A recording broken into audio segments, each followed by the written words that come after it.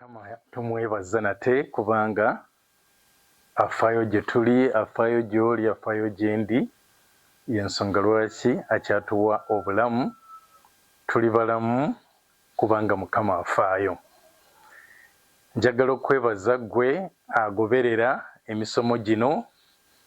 Tutambudde tuli kati ku kitundu kya 17 naye nga tuyiga ku musomo gwaffe ogugamba nti ekitiibwa ekiva mu kweyimirizaawo, nti omuntu bw'osobola okubeera nga ebikuvunaanyizibwako oba ebyetaago byo ng'omaliriza nga obisinkana ng'obyesinkanira, ofuna ekitiibwa.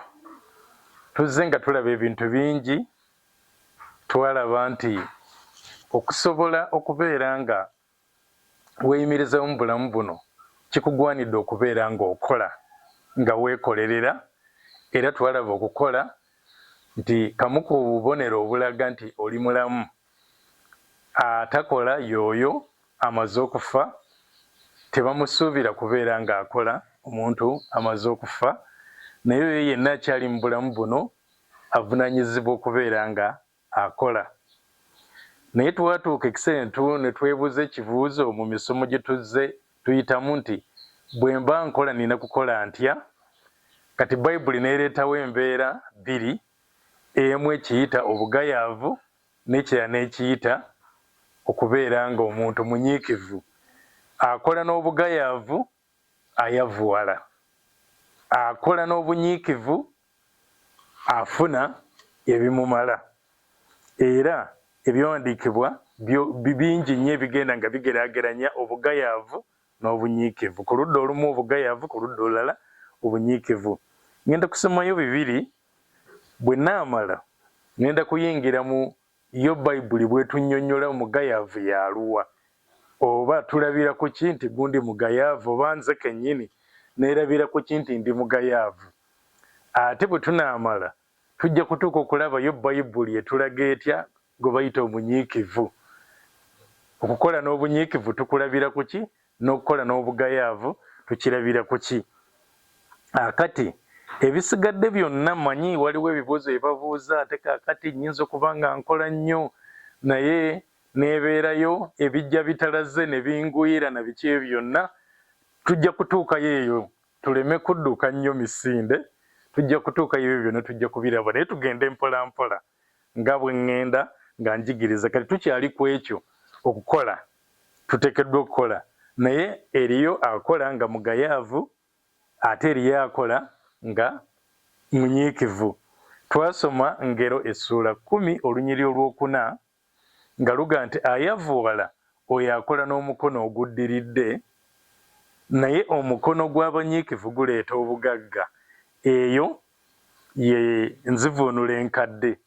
Ye nzivuunula empya egamba nti emikono eminafu gireetera nnyini gyo obwavu, naye emikono gy'omunyiikivu gimuleetera obugagga bungi.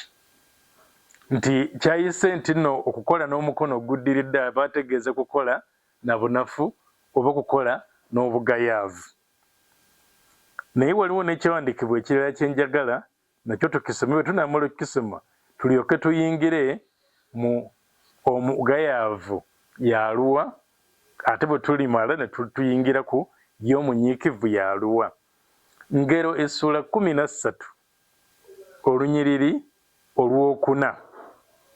13 nnyaluga nti emmeeme ey'omugayaavu yeegomba n'etaba na kintu, naye emmeeme ey'abanyiikivu enaagejjanga. Eyo ye nzivuunula enkadde. Emmeeme ey'omugayaavu yeegomba n'etaba na kintu. Ti omugayaavu ye akoma ku kubeera na kwegomba, naye amaliriza nga talina ebyo bye yeegombye. Naye emmeeme ey'abanyiikivu enaagejjanga. Mu nzivuunula empya ey'Oluganda olunyiri olusoma nti emmeeme ey'omugayaavu yeegomba naye tafuna bye yeegomba, naye omunyiikivu agaggawala. Omunyiikivu agaggawala. Kati tutuuse okulaba omunyiikivu y'aluwa ne omugayaavu y'aluwa. naye tugenda kusooka okulaba omugayaavu. Omugayaavu nga yo Bayibuli bwetubuulira ku bikwatagana n'omugayaavu. Omugayaavu yaluwa? Ekisookera ddala Bayibuli kyetubulira ku mugayaavu nti oyo atayagala kukola mugayaavu, ate n'oyo agaana okukola naye mugayaavu.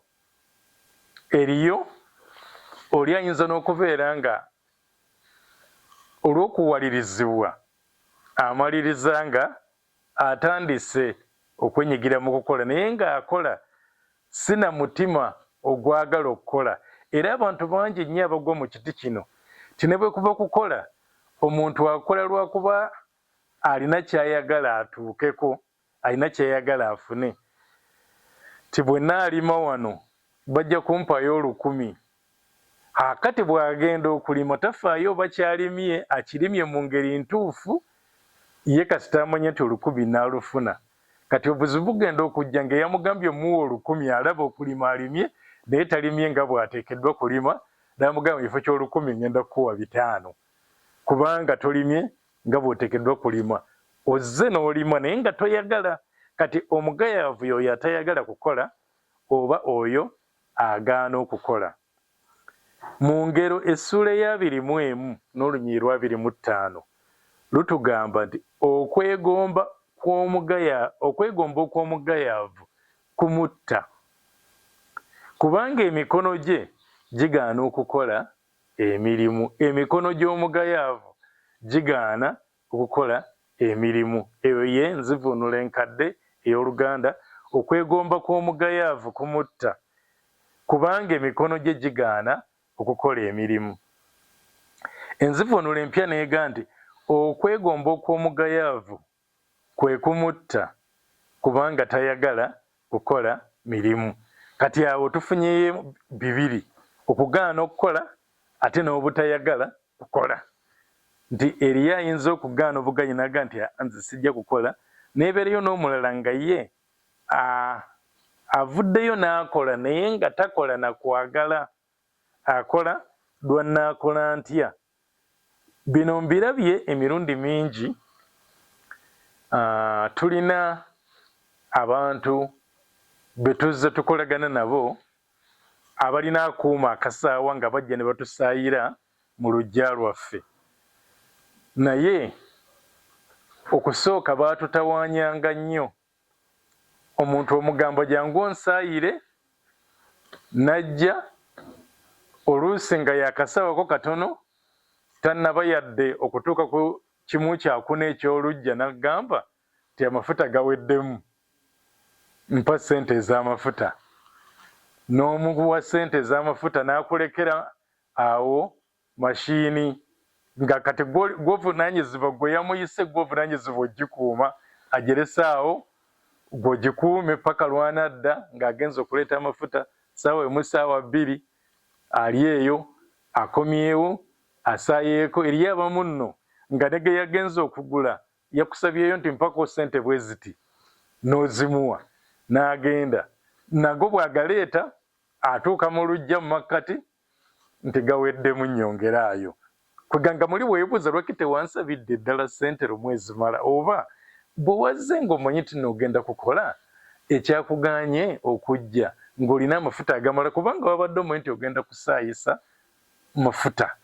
Naye kaakati naye ekiseera kyatuuka ne tufuna omuntu oluvannyuma lw'okubonaabona n'abasaawa abangi, ne tufuna omuntu nga ye omulimu gwagwagala, nga kyakola akyagala, era ebbanga lyamaze ng'atukolera kati bw'abazze okutandika okuva lwatandika paka lwamala tasobola kukusaba mafuta, ajja n'amafuta kubanga aba amanyi nti gagenda kukola.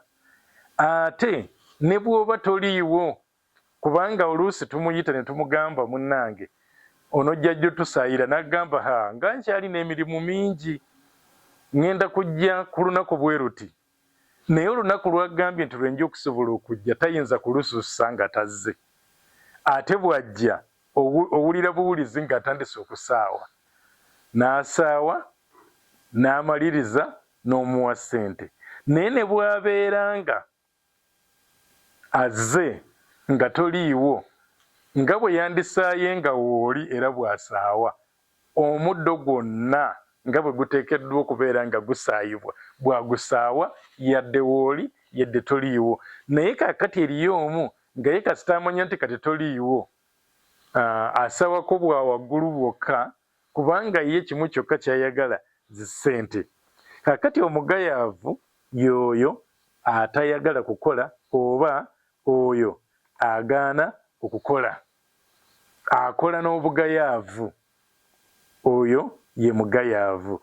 Naye ebyawandiikibwa bituwa ensonga nnyingi nnyo kubikwatagana n'omuntu afaanana bw'atyo omugayaavu. Tuli ku mugayaavu y'aluwa. Ekyokubiri ku mugayaavu, omugayaavu y'oyo anyumirwa okwebaka. Ffenna twebaka era tuteekeddwa okwebaka era Mukama ye yateekawo nti omuntu oteekeddwa okuwummula ne weebaka n'ofuna okwebaka.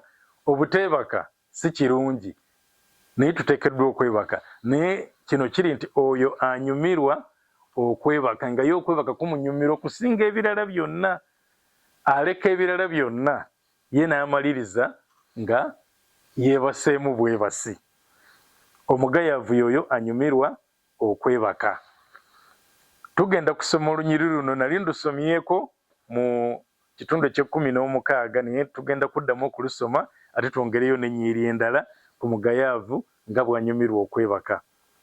Ngero 19:15 waga nti obugayaavu buleeta otulo tungi, n'omuntu atakola mulimu alirumwa enjala.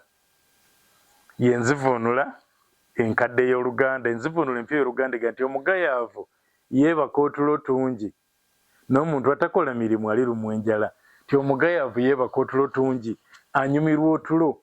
Bw'onyumirwa otulo nga olaba tukunyumira nnyo okusinga ebirala byonna, tolinda mulala kukugamba owooluganda oli mugayaavu. Kasita owulira nti nno omanyi nti nandikoze kino nakiri kinnindiridde na kino tekinnindiridde, naye gwe n'osalawo kwebaka n'onyumirwa otulo mu kifo ky'okutuukiriza ekyo ky'olina okutuukiriza oba mu kifo ky'okukola ekyo ky'oteekeddwa okukola, owooluganda oba mugayaavu. Teweetaaga muntu mulala yenna kukikugamba. Ebyawandiikibwa bikikugamba nti owooluganda bw'oba onyumirwa otulo, gwe angoberera mu musomo guno, bwe weekebera ne weezuula nti onyumirwa otulo okusinga bw'onyumirwa okukola ky'oteekeddwa okukola oba okutuukiriza ky'oteekeddwa okutuukiriza, owooluganda manya nti oli mugayaavu oba okola na bugayaavu. Era Bayibuli yeeyongera n'etubuulira ku muntu ono omugayaavu. Mu Ngero essuula eya 24 n'olunyiriri olw'14, mu nsonyiweko si 24, Engero 26:14, Ngero 26:14 waga nti ng'oluggi bwe lukyukira mu ŋŋango zaalwo, omugayaavu bw'akyukira bw'atyo mu kitanda kye. Eŋŋango abatamanyi Luganda bulungi ye ppata z'oluggi. Kati mu Luganda olw'edda bagiyita eŋŋango, era mu Luganda olw'ennaku zino mu nzivuunula ya Bayibuli ey'ennaku zino ey'Oluganda ega nti ng'oluggi bwe lukyukira mu ppata zaalwo, omugayaavu bw'akyukira bw'atyo mu kitanda kye.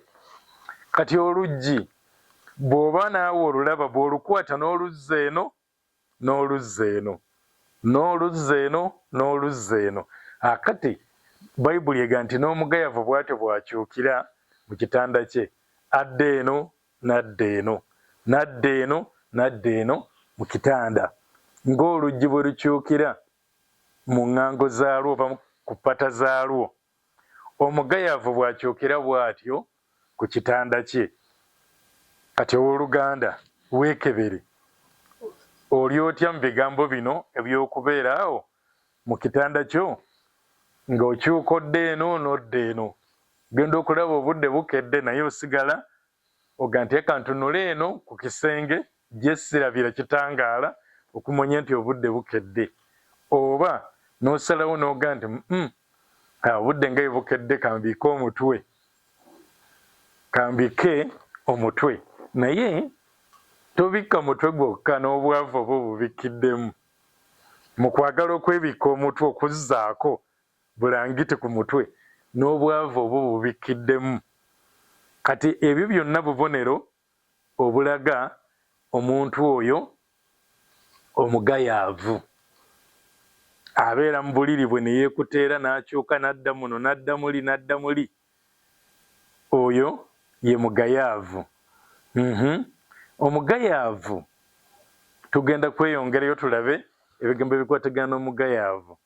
Omugayaavu y'oyo atya okubeerako nekyatandikawo, nti buli kyonna kyeyandibadaga nti nandikoze kino mu mutima muli munda atya n'amaliriza nga tatandise. Ate bw'abaako nekyatandika takimaliriza, akikomya mu kkubo. Bw'aba yeekakabye n'aga nti kantandike, ekisooka omugayaavu atya okubeerako nekyatandika. Bw'omugamba nti wandikoze kino, oba bw'alowooza mutima gwe nti nandikoze kino, omutima ne gunafuwa, kuba obunafu bwe buviira ddala eri mu mutima, n'atandika okugayaala munda mu mutima gwe nga tannaba nakubaako kyakola, n'agayaala. Ate bw'abeera nga yeekakabye n'agamba kambeeko kyenkola, amaliriza nga takimaliriza, akikomya mu kkubo. Tugenda kusoma ku mugayaavu ono nti atya okubeerako nekyatandika, ate bw'abaako nekyatandika takimaliriza. Kati tugenda kulaba abo abatandika n'akitandika naye natakimaliriza.